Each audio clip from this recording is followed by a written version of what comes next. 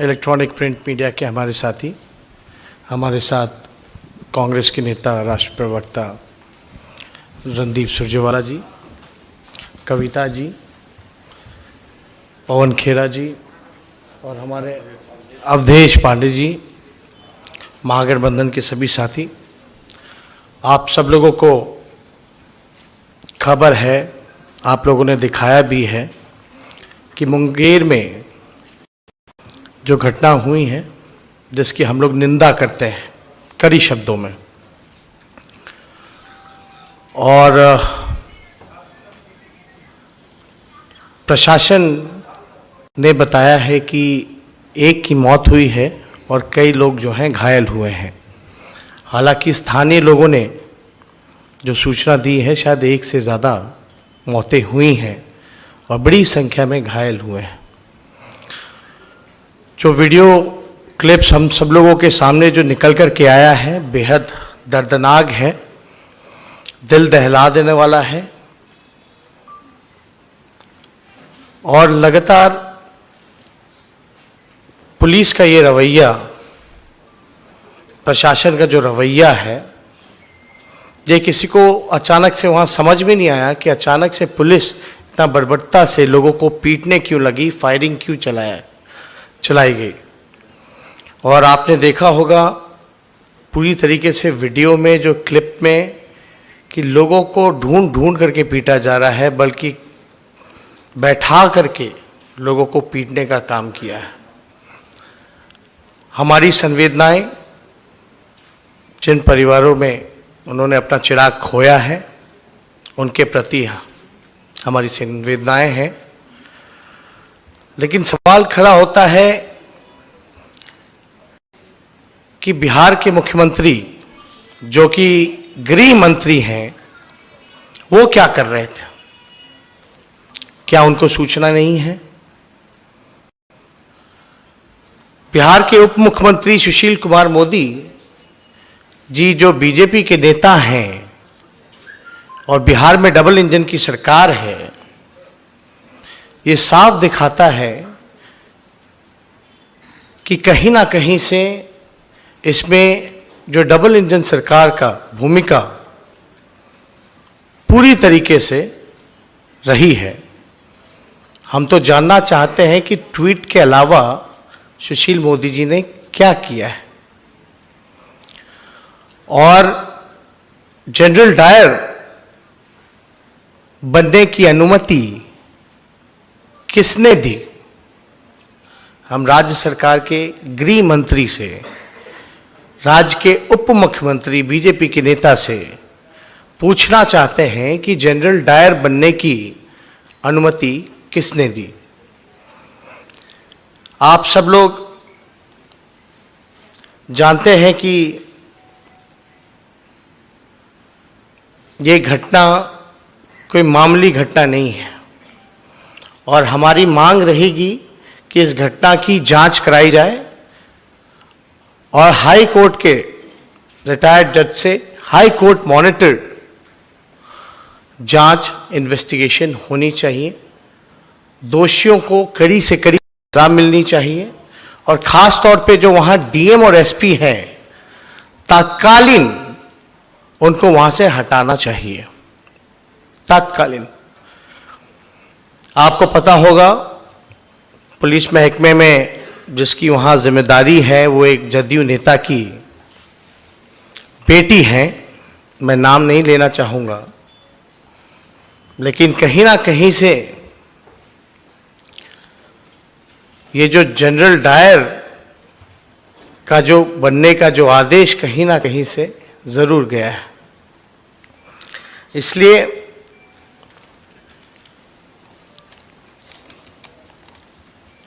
हम लगातार कहते रहे हैं कि कानून व्यवस्था, लॉ एंड ऑर्डर बिहार में पूरी तरीके से चरमरासी गई है। बिहार की पुलिस को हमने नहीं देखा कि अपराधियों का साथ ऐसा व्यवहार किया जाए, लॉ एंड ऑर्डर को कंट्रोल किया जाए, बल्कि नौजवान मासूमों को जिस प्रकार से पीटने का काम किया गया है, ये बहुत ही गलत किया गया है। और कानून व्यवस्था के सवाल पर अगर खड़ा किया जाए तो यही बिहार के उप मुख्यमंत्री सुशील मोदी जी ने कहा था पितृपक्ष के महीने में हाथ जोड़ करके कि ये अपराधीगण अभी माफ़ कीजिए, अभी छोड़ दीजिए, बाद में अपराध जो है वो कंटिन्यू रखिएगा। तो इस तरह का बयानबाजी अगर डिप्टी सीएम, किसी राज्य के उप मुख्यमंत्री अगर अपराधियों के सामने घुटने टेक दें, माफ़ी मांगे, तो क्या हो सकता है उसका अंदाज़ा आप और हम लगा सकते हैं। तो ज़्यादा कुछ इस पे हमको नहीं कहना, लेकिन जो डबल इंजन बीजेपी के लोग लॉ एंड ऑर्डर पे सवाल खड़ा करते थे, कहीं ना कहीं से आज वो फंसे हुए हैं और इस पे उनको खुल करके अपनी बात को रखना चाहिए, स्पष्टीकरण देनी चाहिए कि आखिर किसके आदेश पे ये पूरी घटना को अंजाम दिया गया। तो हम ज़्यादा इस पे ज़्यादा टिप्पणी नहीं करेंगे, चाहेंगे कि रणदीप सुरजेवाला जी अपनी बात को जो है आप लोगों के सामने रखें। बहुत शुक्रिया तेजस्वी जी। तेजस्वी जी ने अपनी बात बड़े सटीक शब्दों में आपके सामने रखी। मुंगेर में जो नरसंहार हुआ, जिसकी तुलना उन्होंने जनरल डायर के द्वारा चलाई गई गोलियों से भी की। साथियों, एक बात साफ है कि अब नीतीश कुमार की नहीं, निर्दयी कुमार और निर्मम मोदी की सरकार है। मुंगेर में जो हुआ, जिसकी चर्चा आपने की, यह सोचकर भी रूह कांप जाती है कि क्या प्रदेश का मुख्यमंत्री, जो गृह मंत्री भी हैं, ऐसे हो सकते हैं जिनकी नाक के नीचे मां दुर्गा के भक्तों पर बर्बरता से गोली चलाई जाए, जिन भक्तों के सर पर माता की लाल चुनरी थी, नीतीश कुमार जी और सुशील मोदी जी की पुलिस ने लाठियां मारकर उनके लहू से पूरा शरीर लाल कर दिया। जैसा आपने बताया, वीडियो दिखाते हैं कि माता की मूर्ति की रक्षा के लिए लोग चारों ओर बैठ गए और उन शांतिप्रिय तरीके से बैठे हुए लोगों पर जिस निर्दयता से, नृशंसता से और बर्बरता से लाठीचार्ज किया गया, उसने पूरे देश के रोंगटे खड़े कर दिए। जैसा तेजस्वी जी ने कहा, 8 लोगों को गोलियां लगी, ये पुलिस मानती है। एक नौजवान अनुराग कुमार के सर में गोली मारकर पूरा दिमाग उड़ा दिया गया। क्या इससे बड़ा कुकृत्य कोई हो सकता है? उसकी मां, अनुराग की मां, अपने बच्चे की लाश को गोद में रखकर बिलख बिलख कर रो रही है।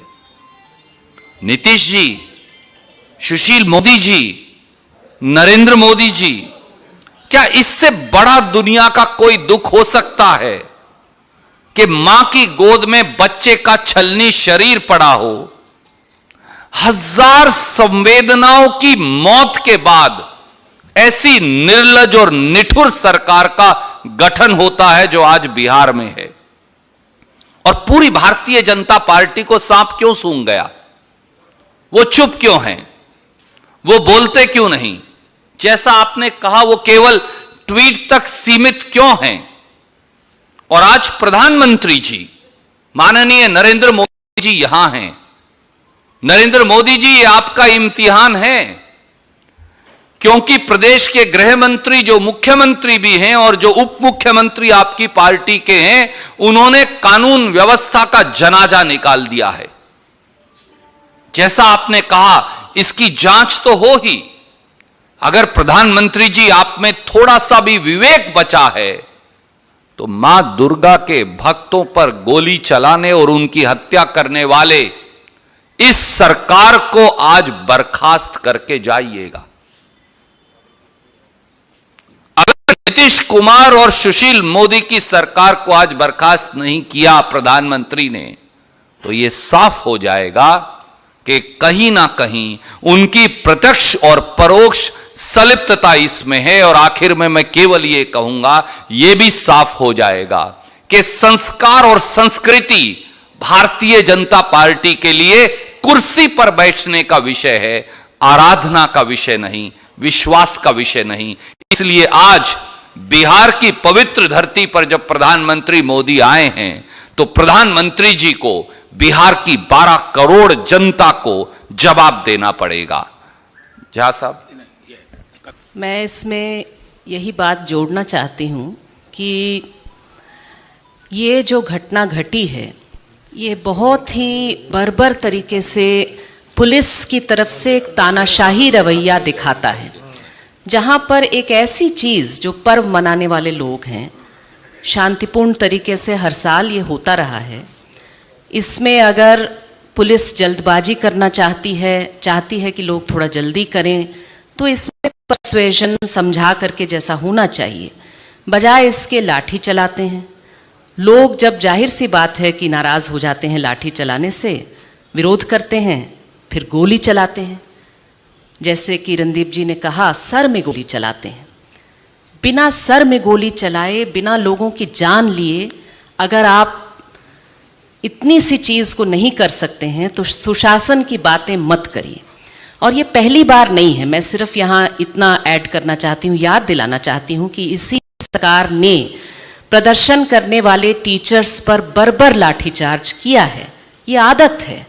फॉरबिसगंज में बिल्कुल गरीब लोग जो अपनी रास्ते के लिए मांग रहे थे, वहाँ पर महिलाओं पर, बच्चों पर गोली चलाई गई, हत्या की गई, उसमें भी कोई न्याय नहीं हुआ है।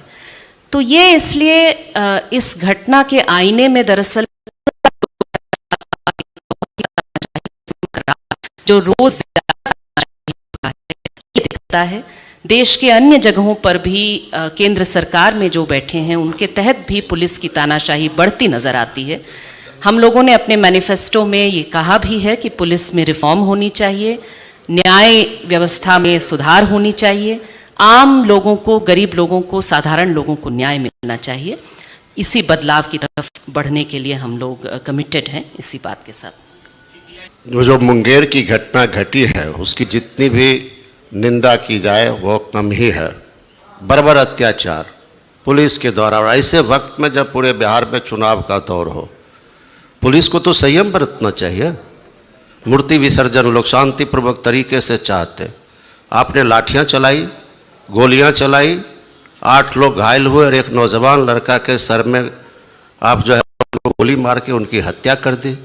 और अभी तक किसी प्रकार का ऐलान नहीं किया गया। ठीक ही कहा गया आज प्रधानमंत्री आ रहे हैं, लेकिन हम तो जानते हैं ये पूरे नीतीश और सुशील मोदी जी के कार्यकाल में अपराध का ग्राफ और पुलिस अत्याचार का ग्राफ काफ़ी बढ़ गया है। और खुद जब ये चुनाव चल रही है, जब ऐसे वक्त में भी इस तरह की घटना घटे तो आप कल्पना नहीं कर सकते। ये एक निरंकुश सरकार है। ये जो भाजपा जदयू की सरकार है, एक बर्बर सरकार है। और इस बर्बर सरकार को तो जनता जरूर सबक सिखाएगी। ये जो खून बही है, ये मूर्ति पूजा के मौके पे, तो बिहार की जनता तो सबक सिखाएगी। और भारत के प्रधानमंत्री आ रहे हैं, हम लोग इंतजार कर रहे हैं किस तरह की घोषणा करते हैं। और हम उम्मीद करते हैं कि पूरे बिहार की जनता इस चुनाव में भी इस घटना का प्रतिरोध करेगी, जोरदार तरीके से प्रतिरोध करेगी और राजनीतिक रूप से भी इनका विरोध होगा।